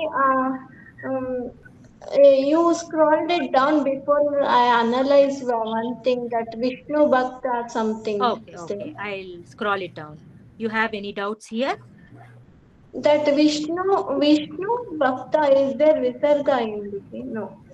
See, Vishnoho is in Shashti Vibhakti. Vishnoho. Right? Shashti Ekavachanam. This is in Pratama Vibhakti Ekavachanam. What is the Moola Rupa, the Pratipadikam of Vishnoho? It is Vishnu, right? Guroho. Guroho Pratipadikam is Guru. In the same way, Vishnoho Pratipadikam is Vishnu. Ramaha Pratipadikam is Rama. In the same way, Bhaktaha Pratipadikam is, and you get the Samasapada, Vishnu Bhaktaha. You don't have a condition that's favoring Sandhi, no Sandhi, and you write it as Vishnu Bhaktaha. Because here it is in Pratama Vibhakti, the Uttarapada, the Samasapada is also. If it is Vishnu plus Bhakta, there is Repa, no? Vishnu. Correct. I was waiting if someone could ask. There you have Sandhihi. It is not a Samastapada. It is but Vishnu Bhakta is the Samastapada. Why Vishnu or Bhakta is not Samastapadam? You have just joined the two words. Not words, you have joined two letters there. Here, the Purva Padas Vibhakti is seen. Okay. But here, the Purva Pada Vibhakti is not seen here. When Vibhakti is not seen, it is Samastapada. You can identify. That's a lame way of identifying. Vishnu is what Vibhakti? Shashti Vibhakti. Okay, Ramo. The devotee of Vishnu. It means devotee of Vishnu. Vishnu Bhakta. Okay. Devotee of Vishnu. Shashti Vibhakti. Mahodaye, in some Samastapada you told, some Samastapada, I felt like there is the Pratama Vibhakti and Ditya Vibhakti joining. Yeah, it can happen. It depends on the type of Vibhakti. So you need not worry now. You just take the Pratipadika, see whether Sandhi is possible. If Sandhi is possible, do it. Not possible, see the Uttara Padas Vibhakti and add the Vibhakti to it and you will get the Samastapada. Need not worry about in which Vibhakti the two words are. Vishnu, the Vibhakti, Shashti Vibhakti is there. There's no Sandhi there. I don't understand your question, Mahodaya. No, Vishnu Bhaktaha. धन्यवादः Samastapadam, here there is any Sandhi is there. Vishnu Bhaktaha is not a Samastapadam. Vishnu Bhaktaha is the Samastapadam. That is the Samastapadam. Yes, these are two words. But when you take the Pratipadika of Vishnu and Bhakta, you have U and Bha. There's no Sandhi possible here. Okay. Sandhi is not possible. So you just write this as Vishnu Bhakta. Clear va? Spashtam va? Astu. Spashtam. Itopi prashnaः सन्ति चेत् एकैकं पृच्छतु. उमा भगिनी प्रश्नम् अस्ति वा? नास्ति भगिनी. धनश्री भगिनी. महोदय, Bhagini, actually, we are doing for selecting Uttarapadam. For everything we have to do. एकनिमिषं धनश्री भगिनी पृच्छन्ती अस्ति किल? आम् भगिनि. आम्. तदनन्तरं भवती पृच्छतु, चिन्ता मास्तु. अस्तु. You called me, that's what I keep. To both of you. You called me, that's what I keep. Dhanashri, I called Dhanashri. Yeah, I am only the Dhanashri. Yeah. Another name is Sheila. Yeah. No, actually, you told me that Uttarapadam, by using Uttarapadam, we have to do the Vibhakti. For everything, Vachanam and everything, we have to do Uttarapadam only, no? Yeah, seeing the Uttarapadam. Yeah, correct. But after doing Pratipadikam, but before we have to do. First, we have to do the Pratipadikam. No, what steps did I give you, Bhagini? See, first you take the Pratipadikas. Okay. See whether you have a condition for Sandhi to happen. After having done Sandhi, if there is a Sandhi, you add a Vibhakti at the last. Last step is adding Vibhakti. Oh, Astu. After doing the Sandhi, if there is a possibility, then you add the Vibhakti. Follow these 3 steps in the notes given. Astu, I will take this question. But notes is available, no? Notes is available. Yeah, it's available. Not but you told me, if Sandhi is there, you have to do the Sandhi and then do the Samasa. Yeah, correct. Jailakshmi Bhagini. First there is a prasanga of Samasa and then only the Sandhi topic comes, Mahodaya. You told the other way around. Let it be. Jailakshmi Bhagini. Yes, first the root you have to check, Pratipadikam you have to check, then check whether there is Sandhi can be made. If Sandhi is not possible, straight away Samasa we can put. Yeah, thank you. Yeah, or if Sandhi is available, if it's possible. Mahodaya, I am Jayalakshmi speaking. Yeah, you can. What happened? Go ahead. No, if Sandhi is possible, what happens, madam? Sir, please. Sekar Mahodaya, please mute yourself. I call Jailakshmi Bhagini. Mahodaya, yeah. Uttarapadam is only important for calculating this thing, Mahodaya. Samastapadam or Samasa. No, you want 2 padas to happen, right? You need 2 words at least to do a compound word. Yes, If Mahodaya. you have 1 word, Uttarapadam and Purvapadam. Uttarapadam only is important in. As of now, based on Uttarapadam, decide the Vachana, Linga and Vibhakti as of now. When we go further, I'll be letting you know. Okay. Yeah. Tomorrow also we have your class, no ma'am? Yeah, it will be intimated in the group. Okay. Not to worry. Ekanamsha Mata, you said first you have to see the Pratipadikam, then you have to see whether there is a Sandhi. If there is no Sandhi, you do Samasa. I never said that. You're already doing the steps you are following is to do the Samasa only. No, if there is no Sandhi, we check the Pratipadikam. Mahodaya, either you talk or I talk. Oh, please because tell. if both of us talk, we end up nowhere. Right? Okay. What did I tell here? Samasta padanam nirmanartham sopanani. In order to get a samasta padam, you want a samasa. How to do a samasa easily? Following steps is what I have given. Just understand. Take the pratipadika of the 2 words. Then see if there is a possibility of sandhi. If yes, do the sandhi or write it that way. You'll get the pratipadika of the samasta padam. Then seeing the uttara padas vibhakti, add the vibhakti. That's all. That is Samasa. Samasa. All these 3 steps are samasas. In samasa, okay, but if there is a possibility of making that's what I am telling, Mahodaya. You are not. Hari Om, Mahodaya. You are not letting me speak. No, tell me, madam. You said if Hari Om, Sandhi is Mahodaya. not possible, then put it. If there is Sandhi possible. Mahodaya, श्रूयते वा? Hari Om. श्रूयते वा? महोदय, इदानीं कक्षा समाप्तं अभवत्. गृहं गत्वा एकवारं पठित्वा श्वः आगच्छतु महोदय. संशयम् अस्ति चेत् कृपया सा निवारणं करोति. चिन्ता मास्तु. एकसन्देहम् अस्ति. संशयं भवति एव, भविष्यति एव. एकनिमिषं माता, एकनिमिषं. पृच्छतु. Vadatu.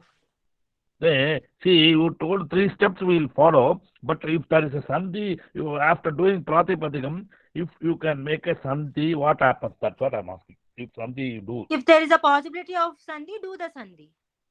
Then do the samasa, if you do the sandhi. Mahodaya, please understand the 3 steps are the steps of the samasas. Okay. And in the procedure of samasa, if there is a possibility of sandhi, you are doing it. The three Okay, steps then do here. the Oh my God, you're not letting me speak. I think I'll stop it here. No, You can please tell better me. go home. You can No, I better will go follow, home. madam. So Go please through. tell me if there is Yeah. a sandhi possible. Tell me. Mahodaya, first you see the sentence. Okay. After that, you have to select. That is a pratipadikam you have to do for that word. Uttarapadam you have to select. You do the pratipadikam. After that, you do the vibhakti. Which vibhakti you have to write. After that, vachanam. Ekavachanam, bahuvachanam. That's all. Make it that last you There is write. a possibility of sandhi. Do the sandhi, You have madam. to do the sandhi. Yeah, sandhi is there. You have to do the sandhi. Yeah, if sandhi is there, you have to do. Otherwise, no need. Otherwise, you left as it is. That's all. Okay. That After is what doing I the am sandhi, telling, what Mahodaya. happens? You After leave it doing now. sandhi, Mahodaya. Vidyalaya, Vidya plus Alaya. Vidyalaya. Savarnadirgha sandhi. You have to do like this. That's all. Okay. That is what, Mahodaya. Now you leave it. You just go through the textbook again. If any doubts are there, tomorrow she will solve, no problem. What is there? First, you go through, you understand what is your problem and what is your doubt, everything. Then, if you go through the textbook, then you will able to understand, Mahodaya. Now, don't be a very urgent. Okay. No, I'm not urgent. Narmada madam told me if there is a sandhi, do sandhi, then what happens? That's what I'm asking. Nothing. That is what, Mahodaya. That is why you don't go and just see the textbook. Narmada madam is there, na? Can you tell me, madam, only once? That's enough. Because I will be Sunday. Namaste.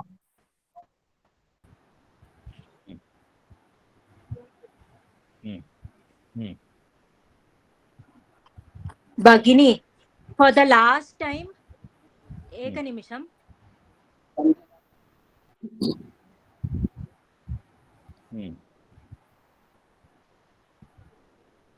Only once let Samasa tell me if there is a sandhi, what happens? You do the sandhi. Bhagini, wait. You want that to be sorted out now. I'll explain it for the one last time. It's getting late for me. I'll do it for the one last time. Say you have two words, karyasya alayaha. Okay. Okay. I wish to do a samasa between these two. Okay. The first step is to take the root, the pratipadika of both the words. What is the pratipadika of karyasya? It is karya. The pratipadika of alayaha is alaya.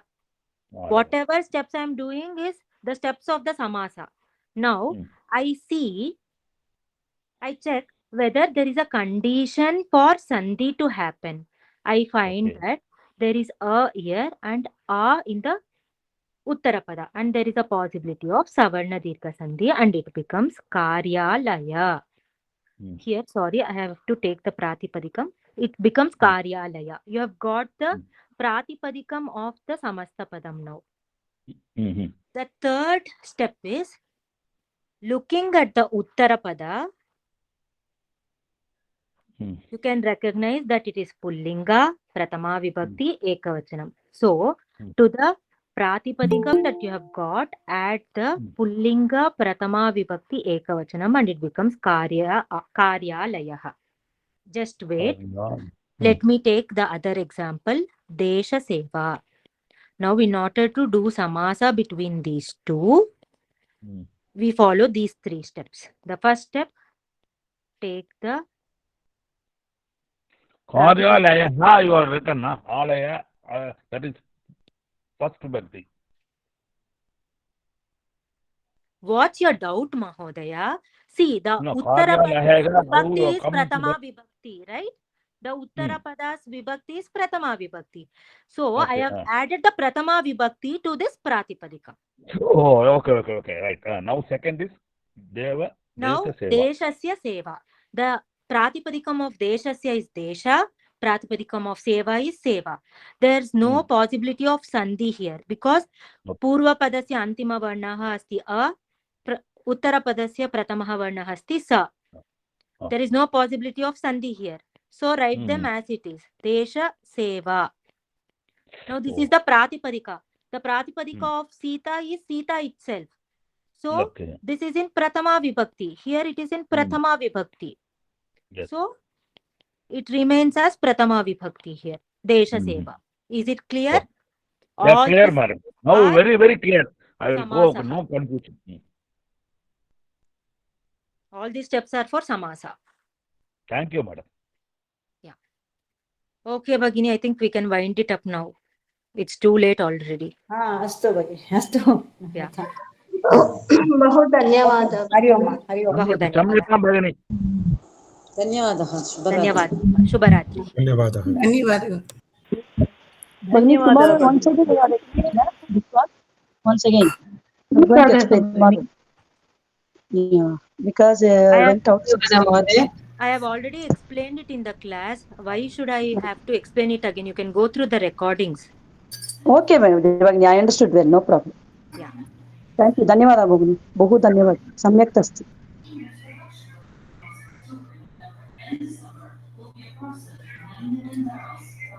नमो नमः महोदय. धन्यवादः. राम राम भगिनि.